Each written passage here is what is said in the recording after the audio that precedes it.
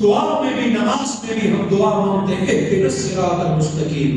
ہم تمام کو سیدھا راستہ عطا فرما۔ سورہ فاتحہ میں بھی اللہ نے پوری امت کو شامل کیا ہے، اس میں یہ نہیں ہے کہ اے اللہ مجھے سیدھا راستہ عطا فرما، اس میں اے اللہ ہم تمام کو سیدھا راستہ عطا فرما۔ اسی طرح اگلی دعا میں بھی جمع کا صیغہ ہے، اے اللہ مجھے بخش دے، میرے والدین کو بخش دے، ربنا اغفر لی ولوالدی، پھر سارے مومنوں کو بخش دے۔ سو مومن ہے وہی جو اپنے سے زیادہ اوروں کی فکر کرتا ہے، جو اپنا لقمہ اوروں کو کھلاتا ہے، اللہ اس پر رزق کی بارش فرماتا ہے۔ بچوں کی، والدین کی، بہن بھائیوں کی، پڑوسیوں کی جو خدمت کرتا ہے، اللہ زمانے میں بھی اس کو عزت عطا فرماتا ہے اور آخرت میں بھی اس کو عزت عطا فرماتا ہے۔ موسیٰ عیسیٰ علیہ السلام تو بغیر باپ کے پیدا ہوئے، اس زمانے میں جو بغیر باپ کے ہو، یعنی باپ اس کا فوت ہو، پیدائش سے پہلے یا پیدائش کے بعد، اس کو یتیم کہتے ہیں۔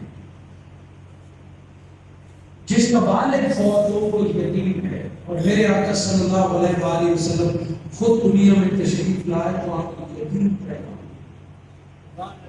میرے آقا کے والد محترم آپ کی ولادت سے پہلے ہوئے، پھر آپ کی والدہ بھی فوت ہو گئی۔ حضور کو یتیموں سے محبت ہے، میرے آقا کو بچوں سے محبت ہے، میرے آقا کے اپنے بچے حضور کی آنکھوں کے سامنے ہوئے۔ حضور صلی اللہ علیہ وآلہ وسلم کا اکلوتا بیٹا حضرت ابراہیم بیمار ہوا، فوت ہو۔ صحابہ کرام فرماتے ہیں کسی نے آ کے دوڑ کے کہا یا رسول اللہ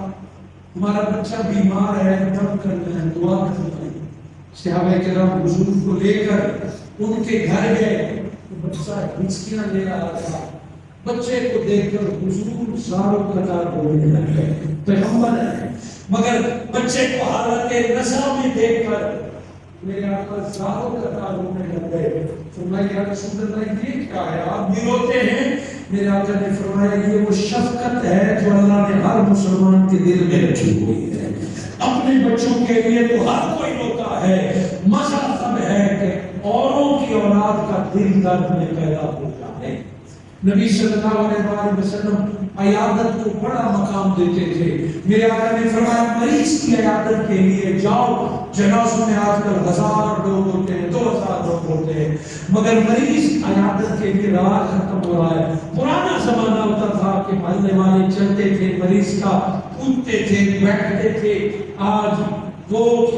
رواج ختم ہو رہے ہیں، وہ محبتیں ختم ہو رہی ہیں۔ شام کو مرد و خواتین جا رہے ہیں، فلاں کا دادا بیمار ہے، فلاں کی ماں بیمار ہے، آج کل یہ رواج ختم ہو گیا، وہ میسج یا ٹیلی فون تک آ گیا، طبیعت کیسی ہے۔ یہ بھی اچھا ہے کہ میسج اور ٹیلی فون پر ایک دوسرے کے احوال پوچھ لیتے ہیں۔ حاضرین مکرم، میرے آقا نے فرمایا کہ جو کسی کی عیادت کے لیے جاتا ہے تو اللہ قیامت کے دن سے فرمائے گا تو مجھے ملنے آیا تھا، بتا اس کے بدلے تجھے کیا چاہیے۔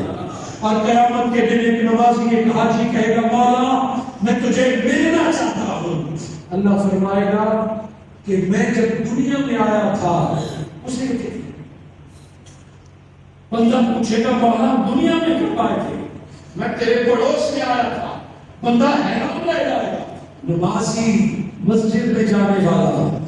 وہ جب اللہ کا دیدار مانگے گا، اللہ فرمائے گا دنیا میں تو ملا نہیں،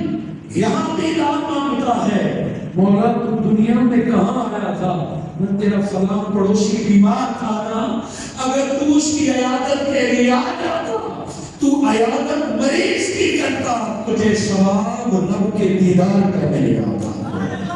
یہ باتیں میرے آقا نے اس لیے کی کہ انسان کا انسان سے تعلق ہے، مگر آج گھر میں پورا باپ بیمار ہوتا ہے اور بیٹا باپ کا حال بھی پوچھنے کے لیے راضی نہیں ہے۔ آج مائیں بیمار ہیں جنہوں نے عمر گزاری ہے بچوں کو پالنے کے لیے، مگر بچے کو آج ماں کی فکر نہیں ہے۔ دوائیں لا دینا اور بات ہے، فروٹ لا دینا اور بات ہے، مگر ماں کے پاس بیٹھ کر ماں کے چہرے کو تکنا اور ماں کو احساس دلانا کہ ماں وہ وقت تھا جب تو میرے لیے جاگتی تھی، اب میں تیرے لیے جاگوں گا۔ بعد مرنے کے لاکھوں کے ختم خیرات سے بہتر ہے شہر بھر کو پوری بھینس کھلانے سے بہتر ہے آج 2 لقمے ماں کو کھلا دے بعد میں کمر پر ماتم لگانے سے بہتر ہے آج باپ کو خوبصورت سی پگ پہنا دے وہ ماربل کا کیا فائدہ کیا جو سبب پکی قبر کا کیا موقع ہے تو زندگی میں والد کے قدموں میں گر جا زندگی میں باپ کو اپنے ہاتھ سے جوتا پہنا دے باپ مرنے کے لوگوں کو کھلانے سے بہتر ہے کہ زندگی میں ماں باپ کو اپنے ہاتھ سے کھلا ختم کل 40 کا میں منکر نہیں ہوں برسی پر گائے بھینس اونٹ ذبح کرنے کا میں منکر نہیں ہوں اس کا ثواب ملتا ہے میرا سوال ان بچوں سے ہے کہ جو زندہ ہوتے ہوئے تو ماں باپ کو بوجھ سمجھتے ہیں زندہ ہوتے ہوئے تو ماں باپ کو باتنا کہتے ہیں زندہ ہوتے ہوئے تو ماں باپ کی بات نہیں مانتے اور بعد مرنے کے پھر آنسو بہاتے ہیں بعد مرنے کے لاکھوں کروڑوں لگاتے ہیں